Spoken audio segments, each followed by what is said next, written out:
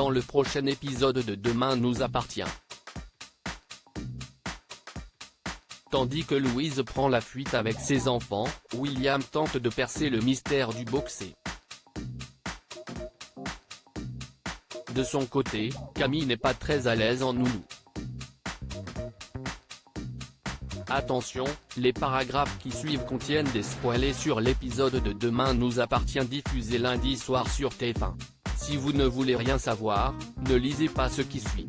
Mardi 1er juin dans Demain nous appartient.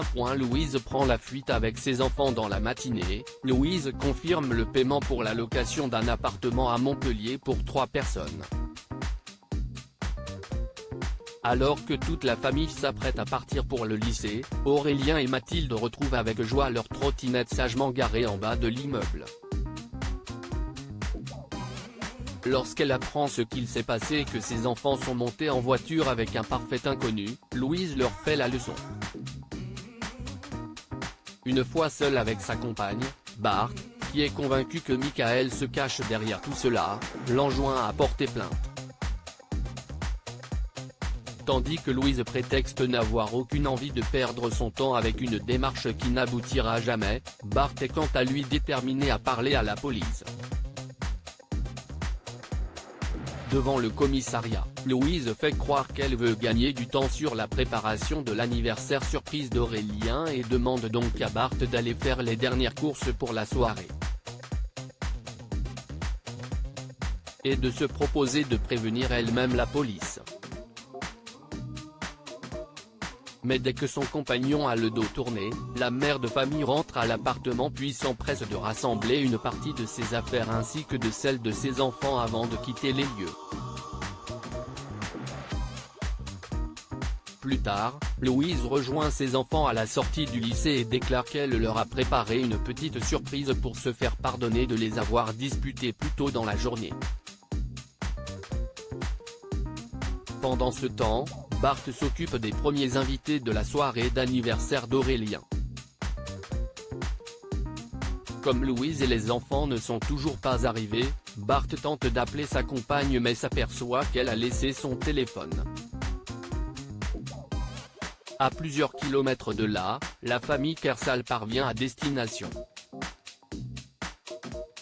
Après avoir sorti les bagages du coffre, Louise fait croire à ses enfants qu'elle a quitté Bart. William tente de percer le mystère des U-Boxers déterminé à connaître l'identité du propriétaire du caleçon qu'il a découvert dans ses affaires. William confronte ses filles au petit déjeuner. Sophia affirme alors qu'elle ne voit personne en ce moment et Manon assure que le sous-vêtement n'appartient pas non plus à Issam. Malgré tout, lorsque l'adolescent débarque chez les douaniers pour voir sa petite amie, le médecin lui tend le boxer mais il refuse de le prendre en expliquant qu'il n'est pas à lui. Par la suite, Sophia, qui a été prévenue par sa sœur de ce qu'il s'est passé, retrouve son père pour discuter.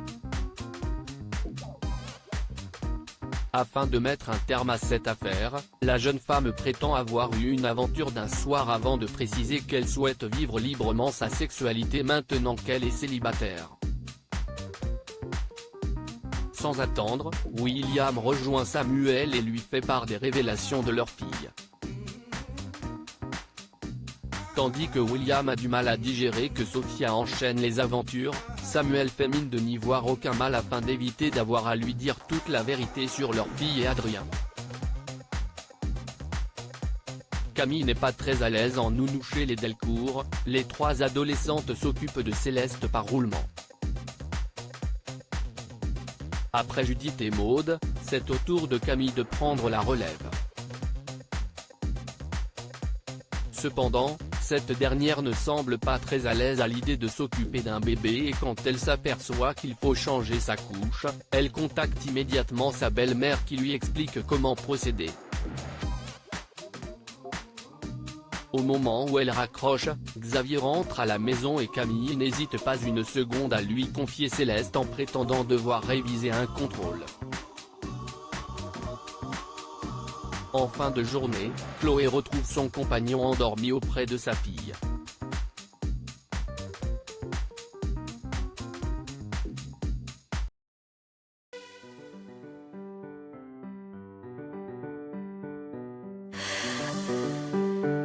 The man I love just